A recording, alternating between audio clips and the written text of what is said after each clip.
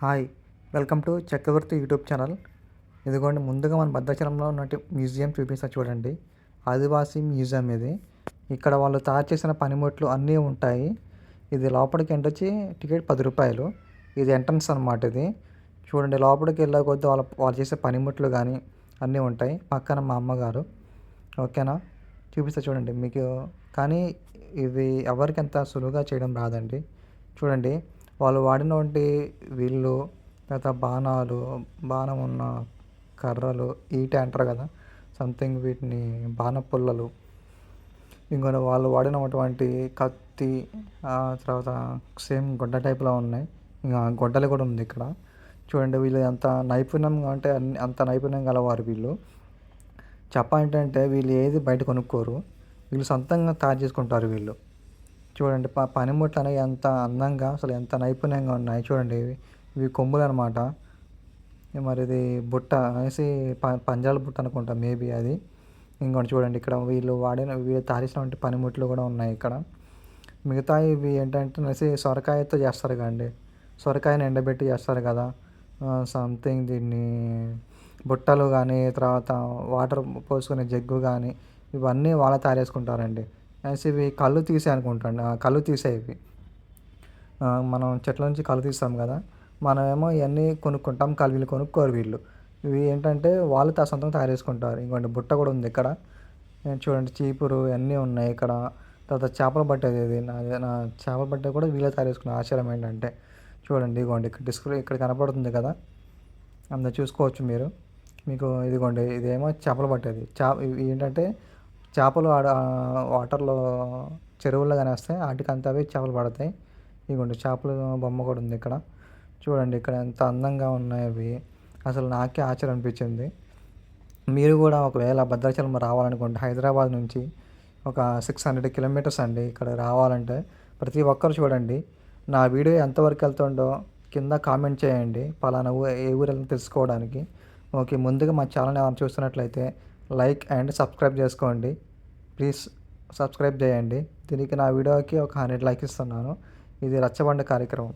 చాలా సిటీలో అయితే మనం రచ్చబండ అవి ఏమి ఉండవు. కానీ ఇప్పుడున్న పల్లెటూరులో రచ్చబండ అన్నీ ఉంటాయి. చాలా సంప్రదాయంగా ఉంటారు. ఇంకోటి వాళ్ళు నివసిస్తున్నటువంటి చిన్న కుటీరము అని చెప్పొచ్చు. చూడండి ఎంత అందంగా ఉందో ఇది. కానీ లోపలికి మనకి ఎంట్రీ ఉండదు కాబట్టి పైన ఇక్కడ వెదురు బొంగులతో కట్టారు. ఇంకోటి చూపించండి. చిన్న చిన్న చిన్న ఇల్లు తయారు చేశారు. ఆశ్చర్యం ఏంటంటే ఈ మ్యూజియంలో కూడా ఎంతో పద్ధతిగా ఎంతో నీట్‌గా మట్టి తలికారు. ఇదేమో చూడండి ఒడ్లు దంచే రోకలి. పక్కన చూడండి ఎంత అందంగా ఉన్నాయి బుట్టలు కూడా. చిన్నపిల్లలు ఉయ్యాల ఊపడానికి కూడా బుట్టలు ఉన్నాయి. ఇదేమో కోళ్ళ బుట్ట. చూడండి ఎంత నైపుణ్యంతో తయారు చేశారో వీళ్ళు. ఇకపోతే ఇవి బియ్యం చెరిగే చాటలు చూడండి ఎంత నైపుణ్యంతో అల్లారో. అసలు మనకు కూడా ఇంత నైపుణ్యంతో అల్లడం కూడా రాదు మనకి. తెలిసి వాళ్ళకి చాలా గ్రేట్ అని చెప్పవచ్చు. వాళ్ళు ఎక్కడో అడవిలో మారుమూలలో ఉంటారు. ప్రతీదీ వాళ్ళు తయారు చేసుకుంటారు.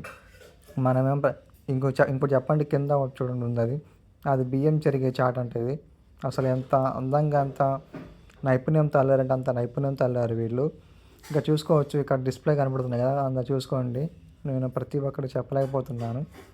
ఇంకోటి చెప్పాలంటే చూడండి ఇక్కడ బుట్ట చూడండి ఎంత అందంగా బుట్టలు అల్లారో వీళ్ళు.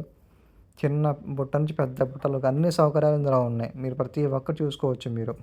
ఇంకోటి చూడండి తప్పకుండా రండి ఈ మ్యూజియంకి.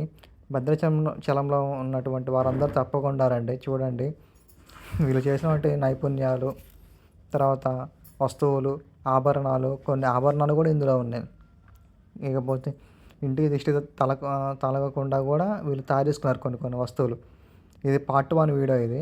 పార్ట్ 2 వీడియోలో నేను అన్నీ చూపిస్తాను. పార్ట్ 1లో అన్నీ చూపించలేకపోతున్నాను.